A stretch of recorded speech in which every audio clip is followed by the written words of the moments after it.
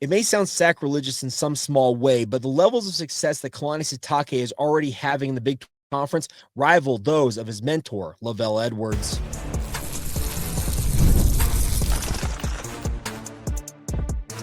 You are Locked On Cougars, your daily podcast on the BYU Cougars, part of the Locked On Podcast Network, your team every day. What's up, everybody? Welcome into Locked On Cougars, your daily podcast focused on the BYU Cougars. I'm Jake Hatch, executive producer of the KSL Sports Zone in Salt Lake City, Utah, and a 14-year credential media member at BYU.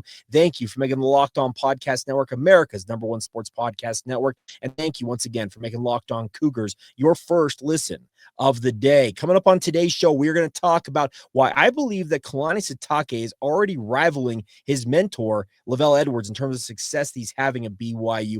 I'll explain why I think they're actually getting pretty close to being on par with one another. We'll get into that. Then we're going to talk about the latest iteration of Cincinnati Bearcats fans chanting F the Mormons at members of the BYU football program, members of the LDS faith, and why it hits closer to home than ever based on a heartbreaking story from one of the people that was caught up in the Grand Blanc shooting and attended that Cincinnati game. We need to talk about this and how it hits close to home. And then we'll finish up today's show on basketball. 2 2027 recruits for BYU that essentially show that Kevin Young is yielding 0 inches in terms of chasing the best talent he possibly can find. We'll get into all that ahead on today's show, and it's all brought to you by our friends over at FanDuel. Place your first $5 bet today and get $300 in bonus bets if it hits. As simple as that. Go to FanDuel.com to get started today.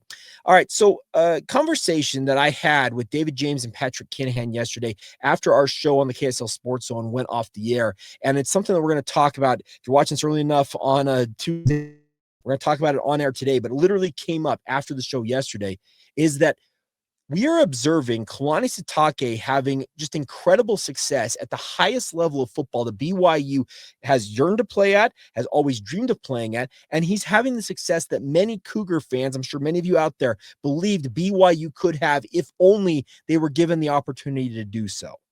BYU has put together back-to-back double-digit win campaigns at the Power 4 level, and these are the type of schedules that BYU was thought to, if they ever played a Power 5 schedule, and it was back in the era of the Power 5, and even before that, they played a BCS caliber schedule. They couldn't hang with that. Guess what? You give BYU the chance, and they have shown in almost record time. Yes, they faltered out of the chute in their first season in the 5-7, but since then 11-2, and this season 10-1 with multiple games still to go. What Kalani Sitake has accomplished at the highest levels of college football that BYU, like I said, yearned for decades to play at, I do think it rivals what LaVell Edwards accomplished at BYU. Now, the hardware resides with LaVell. There's just no denying that. He has a national championship trophy. He's got multiple Davey O'Brien Award winners. He's got a Heisman Trophy winner. He's got the Sammy Baugh Trophy. He's got all these different things. He's got a Doak Walker. No, Doak Walker came under Gary Croton, but he recruited Luke Staley to BYU. There was a long-standing thought that LaVell was untouchable as the GOAT at BYU, and in some ways, he is the GOAT because he took a football program that had been absolutely moribund, for lack of a better term, for half a century and turned them into consistent winners. So you can't take that away from LaVell, but LaVell himself aspired to be at the level that Kalani Sitake's Cougars are at this time and wanted to show what BYU was capable of, but was denied that opportunity despite testifying in front of Congress about the very fact that the doors to playing for a national championship were sealed shut on BYU at the time that he was coaching after BYU won that 1984 national title. You can draw a direct line from that 1984 title to the creation of what they called the Bowl Alliance in the 90s that ultimately cost BYU at 13-1 to go to what was essentially a BCS game. It was the Bowl Alliance series in 1997. That's why they were relegated to the Cotton Bowl that year. Now, impressive win, but still not a top-tier bowl game in that era. The BCS came right after that. Then the college football playoff has come around. And finally, after literally decades of hoping, praying, and fighting for every opportunity they could possibly get to get to the level they're playing at today, Kalani Sitake has put together a program that is absolutely capable of winning at an extremely high level at the highest levels of football. Gone are the years of opposing fan bases, when BYU maybe play one or two Power 5 or BCS level opponents, beat them and say, well, yeah, you got lucky because you had the MWC schedules or a WAC schedule to rest up and be able to play with the big boys when you need to. You couldn't survive week in and week out. Can you argue that today? No, you cannot. So I get why some of you are going to be like, no, Jake, there's no way that Kalani Sitake is matching what LaVell is doing. But isn't he doing exactly what his, speaking of the mentor versus mentee relationship, LaVell, for as long as he was alive in the early run of Kalani Sitake's tenure, was an open door and an open ear to Kalani Sitake, imparting all the wisdom he possibly could impart upon him. And Kalani Sitake soaked it all up. And yes, Kalani is not without his faults. He went through some early struggles. That 2017 season, the 2023 season, some of those 7 and 6 in later stages of independence, they will be held against him. But what Kalani Sitake has proved since BYU got into the Power 4 level, got into the Big 12 Conference, is he's proven that BYU, finally given the opportunity once again to play on a level playing field with some of those rivals out there who wanted nothing more than to denigrate and essentially rip down BYU, he has proven that BYU can win at whatever level they play at if given the opportunity. So that is why I believe that Kalani Sitake is absolutely verging on approaching that LaVell Edwards tier in BYU's coaching pantheon. Some of you are going to say, well, Jake, he doesn't have the same record that Bronco Mendenhall had. Well, doesn't he? Because Bronco Mendenhall, for his time at BYU, was a grand total of 99 and 43 over his 11 seasons. Kalani Sitake, right now, still in the midst of his 10th season, is 82 and 44. So you think if he puts together another strong season next year, yeah, he may be a couple of games behind Bronco Mendenhall. But once again, Bronco Mendenhall never did it at the level that Kalani Sitake is doing it at in the Power 4.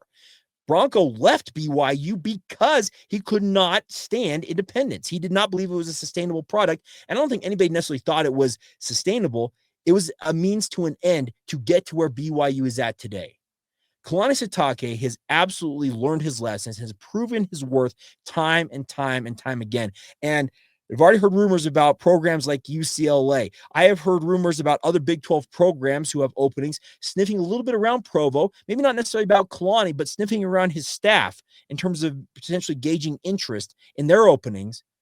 People want a piece of what the success that BYU is having, and if they can pick it off, they will do everything within their power to do just that. So that's exactly why I'm making the argument today that if Kalani Sitake is not already on the same level as LaVell Edwards, he very quickly could get there. If BYU were to win out this season, make it to the Big 12 title game, win that title game, and then play in the college football playoff berth, make it into the college football playoff via an automatic berth or an at-large berth, and heck, win a game, wouldn't that signal maybe some of the biggest successes in BYU football history since 1996, since 1984? Like, we're looking at a coach in Kalani Sitake that he has talked openly about admiring LaVell Edwards, having the dream of playing for LaVell, having that opportunity to do so, and then ultimately wanting to emulate the success that LaVell Edwards had at BYU, now as BYU's head coach. I think Kalani Sitake's got a strong argument that if he's, like I said, he's not maybe already on that tier with him, he's quickly approaching it. And he is far and away, in my opinion, already the second best coach in BYU football history. And if things continue trending the way that they are with this BYU football program, who's to say that in time he could not supersede his mentor, LaVell Edwards, as crazy as that might sound?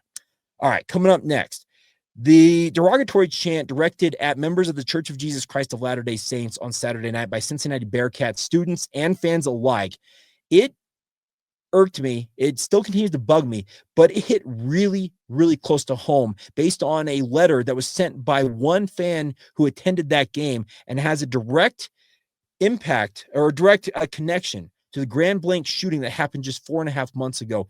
This is why this needs to be stamped out, and we're going to explain more next, right here on Locked On Cougars.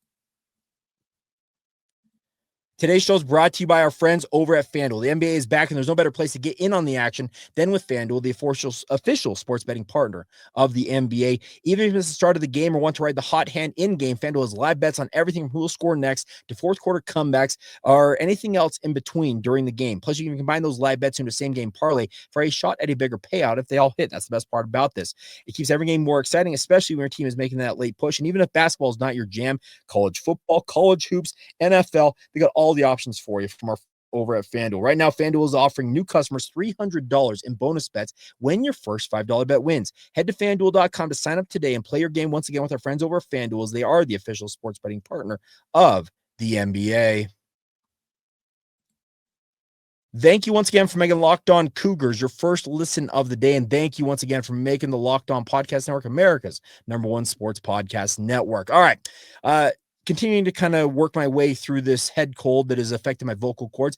I think my voice sounds a little bit better today, at least in my headphones, but you'll be the judge of that. But as always, thank you for continuing to subscribe, rate and review, and share this with your family and friends. It's the holiday season, so you're around people you maybe don't see the rest of the year. Tell them about this podcast, daily BYU content that they can check out literally anywhere they get podcasts. All right. So I was planning for today's show, and I plan to talk about the CSC, the College Sports Commission, and what it could mean for BYU's future if they sign on with the agreement they have sent out to the schools. Well, that got superseded by a link that was sent to me by at least a handful of you Cougar fans out there. And reading this, my heart broke and said, you know what? We're getting rid of essentially our game plan, and we're talking about this today. So Brandy Hicken wrote a story, and she put it on, I think, on Facebook originally, but it's been reposted all over the place, about her and her husband, Jared Hicken's experience at the Cincinnati game on Saturday night. Now, Jared and Brandy Hicken live in Grand Blanc, Michigan. Well, if that sounds familiar, that is the place that was shot up by a guy who crashed into the Church of Jesus Christ of Latter-day Saints church building in Grand Blanc, Michigan, shot members of the congregation as they were trying to flee, set fire to the building, and ultimately was killed in a police shootout. Absolutely horrific scenes. It happened literally a day after the F the Mormons chant happened at Colorado. Well, Jared and Brandy Hicken were caught in the crossfire in that incident. Their daughter was shot in the back. Jared Hicken was shot in the leg. Brandy was holding her two younger children, a 3-year-old and an 18-month-old. This is close to home as a dad, so apologies for the water. She was fleeing with her kids in her arms, and she got hit with shrapnel. That is horrific stuff that nobody should have to experience.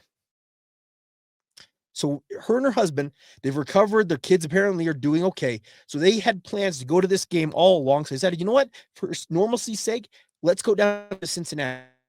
Drive from Grand Blanc, Michigan to Cincinnati, Ohio to watch this game. And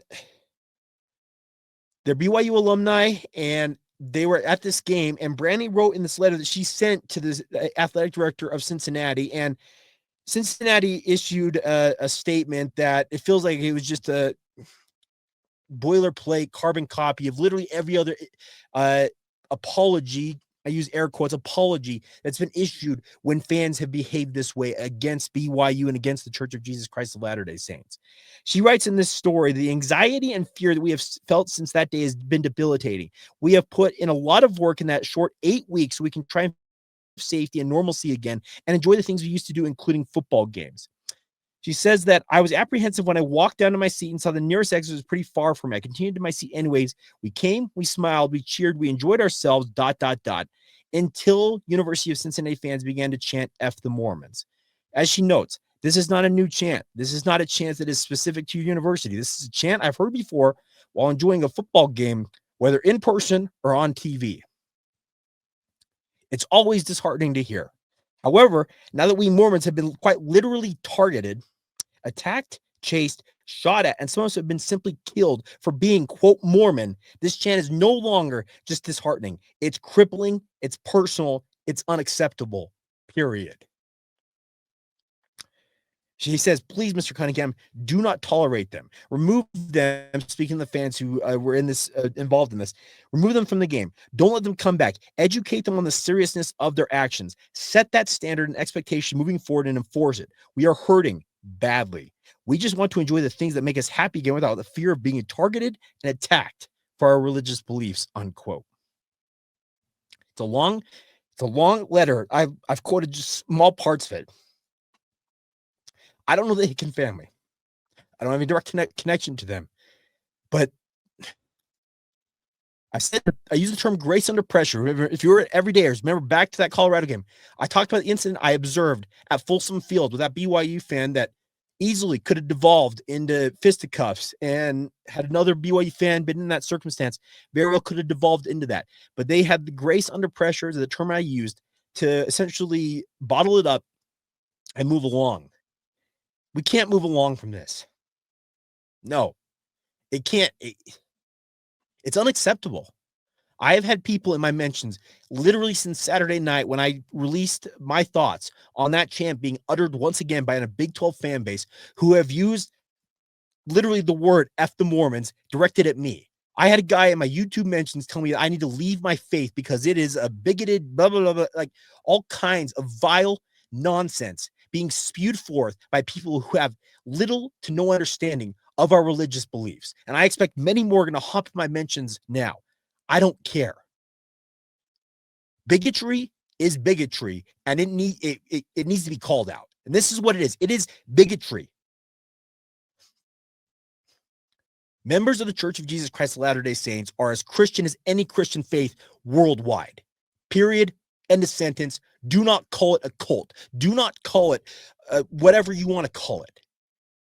What members of the Church of Jesus Christ of Latter-day Saints deserve, just like everybody else, is the opportunity to go and enjoy a sporting event without their faith being denigrated.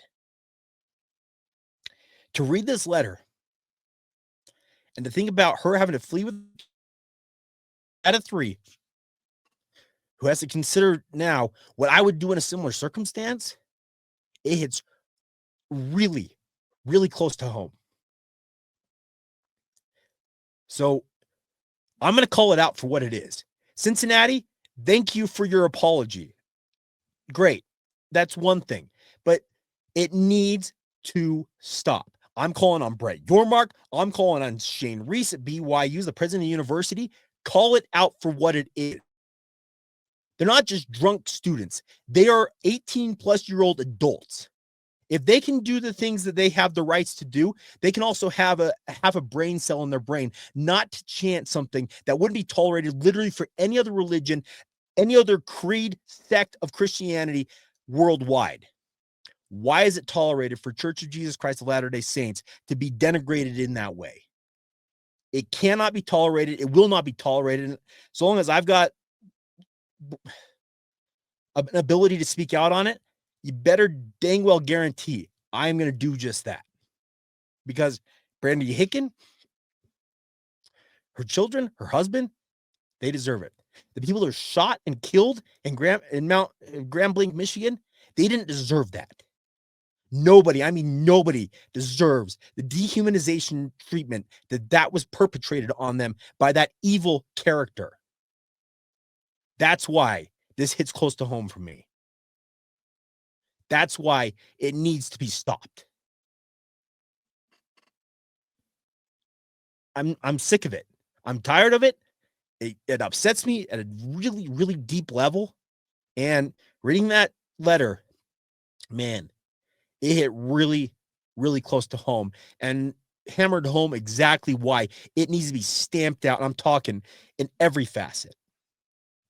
We can all be better. Let's all strive to be better. Let's be better to everybody around us. I am a firm believer that there are 2 great commandments that Jesus taught.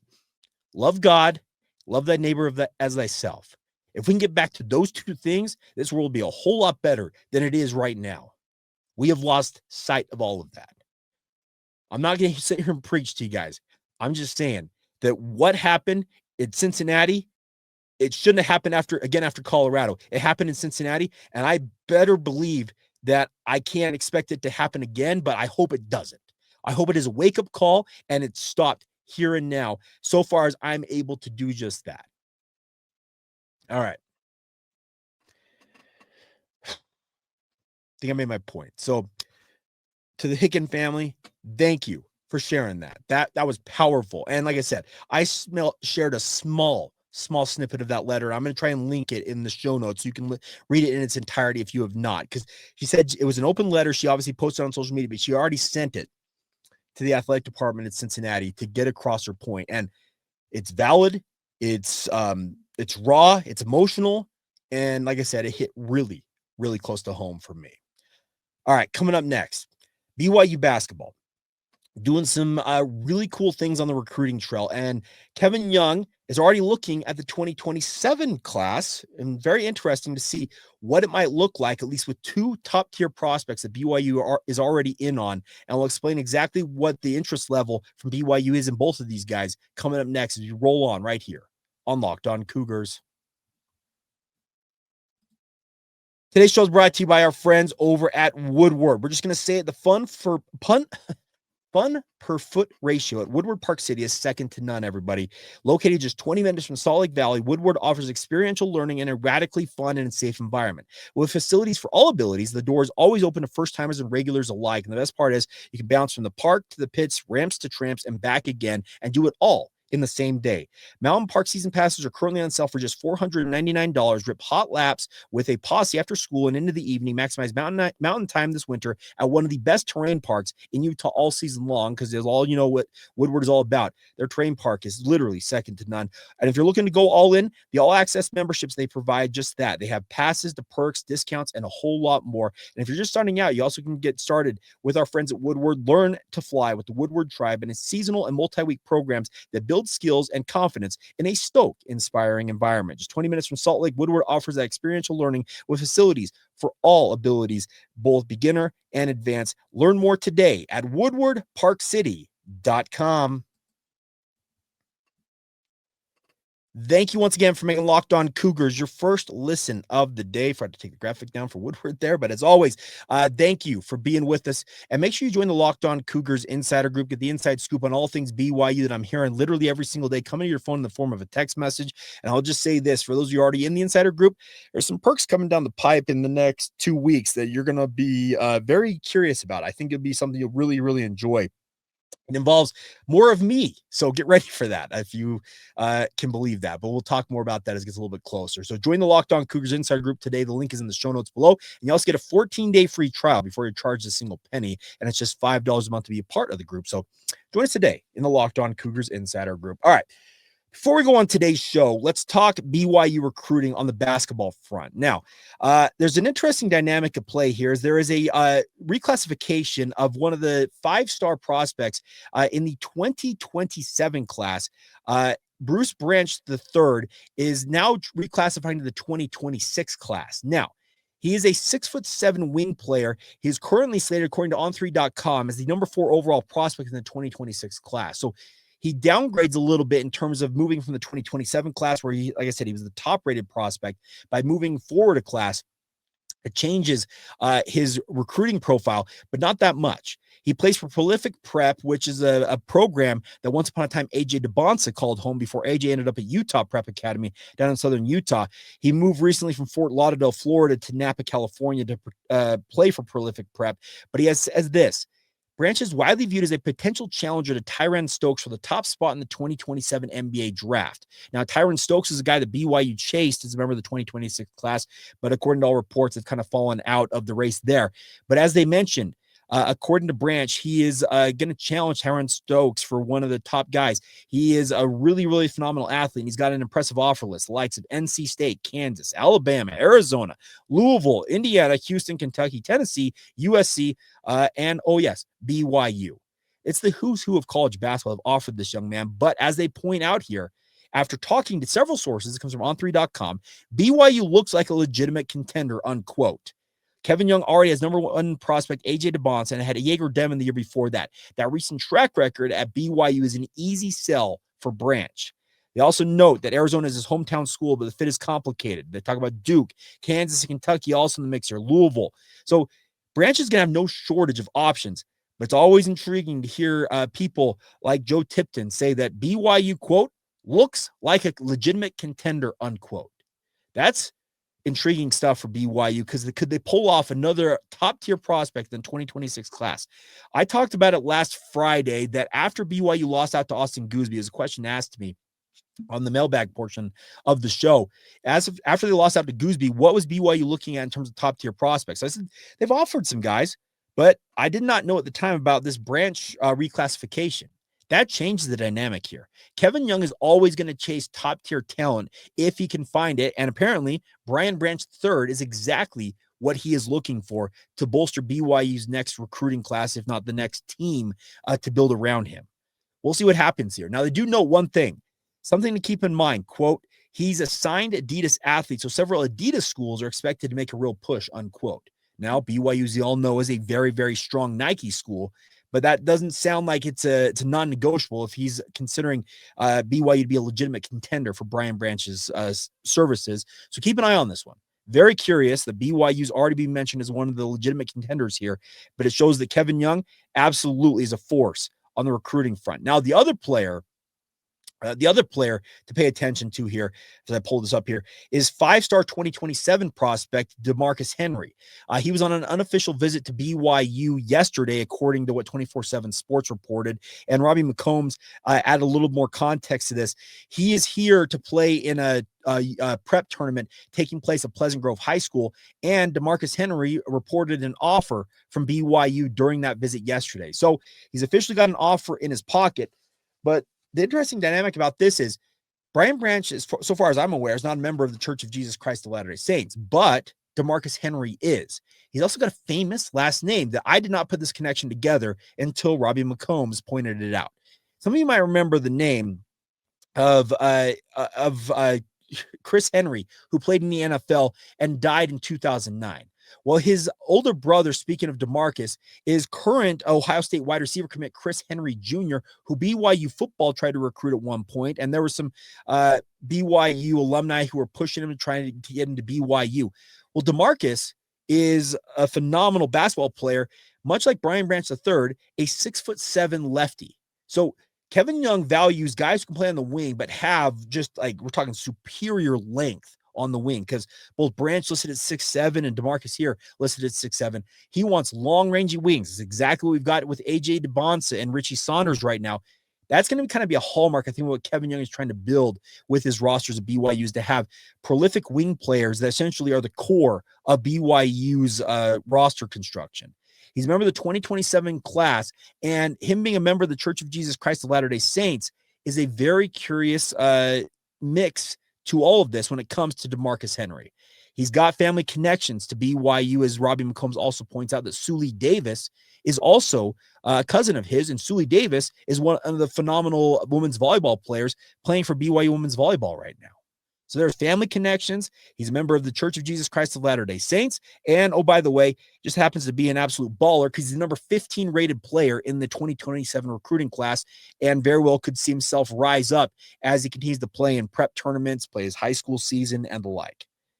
Kevin Young is showing yet again that he is an absolute machine on the recruiting front. He is unafraid, unabashed about chasing the best talent he possibly can find on the recruiting front. And it's absolutely awesome to watch what's unfolding here for BYU basketball. I love the fact that Kevin has said time and time again, it's not a hypothetical. He's tried to reiterate that to the media so many times because he proved it with Jaeger Demon. Jaeger came in, I think it was the number 8, if I recall, ended up being rated in the recruiting class. And it wasn't 8, maybe it's because he's the number 8 overall pick, but I'm misremembering. Apologies. But the point was, Jaeger Demon was essentially a 5-star prospect that he brought to BYU and essentially told Jaeger, we're going to make you an NBA lottery pick. Jaeger had his up and downs as a freshman and ultimately ended up as the number 8 overall pick in the NBA draft and has done some really positive things for the Brooklyn Nets so far as a rookie in the NBA. Well, AJ DeBonsa, he's the next guy. AJ looks like, if at very worst, a top 5 pick in next year's NBA draft. Very well could be the number 1 overall pick. And that's going to only add to it's not a hypothetical under Kevin Young's description of what he wants his program to look like. I love what Kevin Young's putting out there. I love what he's building with his BYU basketball team. He has inserted BYU in to the mix of the elite basketball schools across college basketball. I'm seeing these stories, and they're mentioning the Dukes, the Arizonas, the Kentuckys. It's absolutely incredible to think that little old BYU for so many years was this plucky upstart with Jimmer and with Danny Ainge, and had these years where they'd absolutely exceed all expectations, but really was never competing at a national level on a consistent annual in one year in and year out basis, competing with the best of the best. That feels like that's what's arrived here, even though it's only Kevin Young's second year. It's incredible to watch what's unfolding here, and it needs to be celebrated. It's absolutely awesome. And as a guy who does this podcast as part of his living, it's fun content for me to be able to cover and to talk about, because I think it signals the BYU basketball program is here to stay, everybody, and it's going to be a consistent contender on the national stage. All right, that's going to do it for today's edition of the podcast. Thank you for bearing with me. Thank you for understanding about my raw emotions on that situation with the Hicken family. That stuff, like I said, as a dad, it really hits very, very close to home, and it means a whole lot to me that she was willing to speak her mind on the matter and essentially say, no, this ain't right. So thank you, as always, for all y'all's continued support of this podcast. It does not exist without you guys downloading, subscribing, rating, reviewing, and sharing it with your family and friends. It really does mean the world to us. Do you like this show? If you're watching this on YouTube, click the little thumbs up icon right now if you've not done so already. And as always, thank you for your support of Locked On Cougars. Now go make your second listen of the day. Our friends over at Locked On Big 12. That's Drake Toll, absolutely killing it on his own right, and a very, very vocal I'm trying to say a defender of BYU and obviously the Church of Jesus Christ of Latter-day Saints. I've always appreciated what Drake has been willing to say on behalf of the church, even though he is not a member of the faith. So once again, check that out. Locked On Big 12, wherever you get your podcasts, on YouTube, just like this show. And as always, thank you for making Locked On Cougars your first listen of the day, and come back tomorrow and be an everydayer right here on the Locked On Cougars podcast.